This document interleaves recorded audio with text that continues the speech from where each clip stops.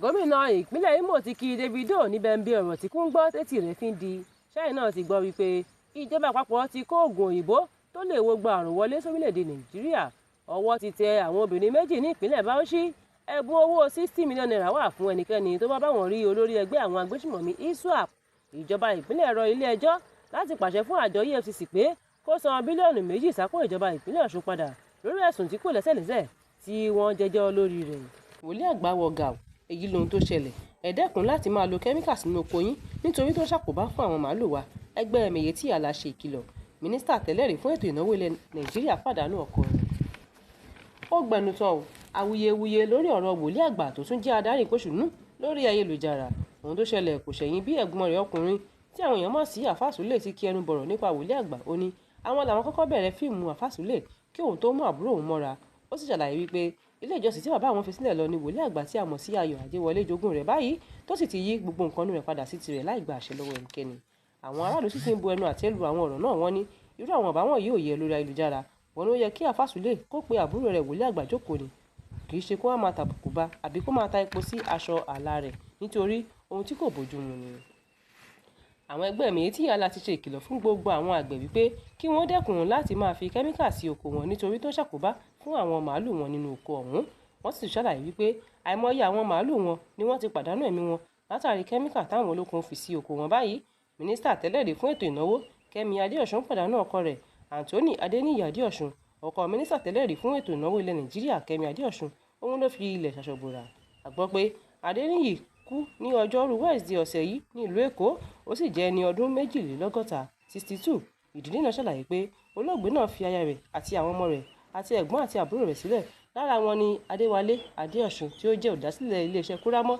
Ìdílé olóògbé sì rọ àwọn aráàlú láti máa ṣàdúrà fún wọn láti jẹ́ kí ọkàn wọn nísinmi àti láti lè farada àdánù ńlá náà. Ìjọba ìpínlẹ̀ ti rọ ilé ẹjọ́ láti pàṣẹ fún àjọ EFCC pé kó san bílíọ̀nù 2 náírà owó ìtanràn lórí ìgbésẹ̀ tí kò bá òfin mu tí wọ́n gbé ṣáájú. Wọ́n ní àjọ EFCC kò ní ẹ̀tọ́ tàbí àṣẹ láti gbé ẹsẹ̀ lé àpò ìkówósí ìjọba ìpínlẹ̀ Ọ̀ṣun èyí tí wọ́n ní nílé ìfowópamọ́ First Bank Nàìjíríà o. Adájọ́ àgbà àti alákòóso ètò ìṣúná àgbà ìpínlẹ̀ Ọ̀ṣun ni wọ́n jẹ́ olùfẹ̀sùn kan kìíní àti ìkẹta nínú ìwé ẹ̀sùn yìí. Ìjọba ìpínlẹ̀ sì ti rọ ilé ẹjọ́ láti pàṣẹ fún àjọ EFCC láti san bílíọ̀nù 2 náírà fún wọn gẹ́gẹ́ bí owó ìtanràn lórí ìgbésẹ̀ tí kò bá òfin mu tí wọ́n gbé ṣáájú. Iléeṣẹ́ ológun Nàìjíríà ti kéde pé àwọn yóò fi òbítíbitì owó ta ẹnikẹ́ni tó bá lè sọ ibi tí àwọn adarí ẹgbẹ́ ISWAP kan tí wọ́n ti di ògbóǹtarìgì sínú ìgbésùnmọ̀mí lọ́rẹ̀. Àwọn wọ̀nyí ni iléeṣẹ́ ológun Nàìjíríà ń wá, wọ́n sì ti ń dọdẹ wọn lọ́jọ́ pípẹ́ o.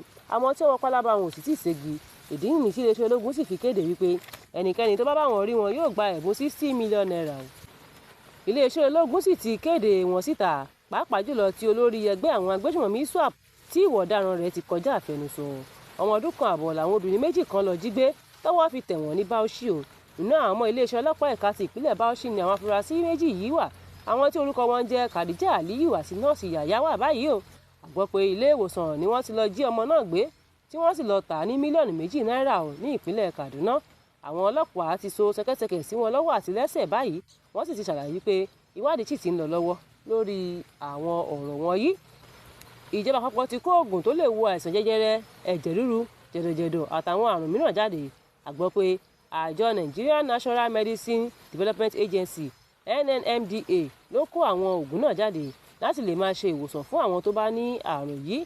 Mínísítà tó ń rí sí ìmọ̀ sàyẹ́nsì àti ìmọ̀ ẹ̀rọ àwọn ló fi ọ̀rọ̀ náà síta o. Wọ́n sì ti ṣàyẹ̀wò fínífíní lórí rẹ̀. Mi ò mọ ohun tó kàn mí nípa ìdìbò gómìnà ìpínlẹ̀ Ọ̀ṣun tí Davido fi ń pariwo orúkọ mi káàkiri, ṣùgbọ́n pẹ̀lú bí Adeleke ṣe ń ṣe ìjọba rádaràda lọ́ṣùn yìí tó sì fojú hàn pé àwọn ará ìpínlẹ̀ Ọ̀ṣun ti ṣetán láti dìbò takò ó.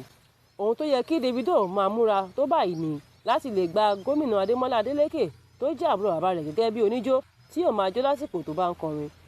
Ṣùgbọ́n ṣá o, níwòye ọ̀sẹ̀ tó ń bọ̀ la máa lè dànù.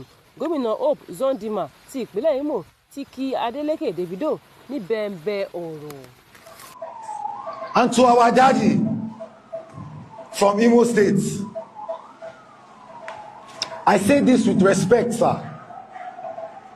I have heard rumors suggesting that there are moves to interfere in the Osun State election, or use the state as a political battleground to prove a point. I do not present these claims as facts, but I appeal to you, sir, to use your influence to promote peace and allow the people of Osun choose their candidates freely. We have mutual connections, and I have a deep connection to Imo State.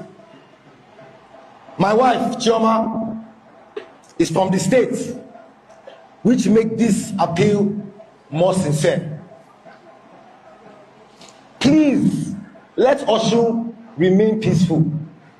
We say it again, please, let Osun remain peaceful. One more time, let Osun remain peaceful. Thank you. Let's allow democracy take its course and let the people decide. Whatever the outcome is, please do not allow political ambition to put the lives and future of Osun people at risk. I appeal to you, your supporters, and the entire political party structure. Let the people.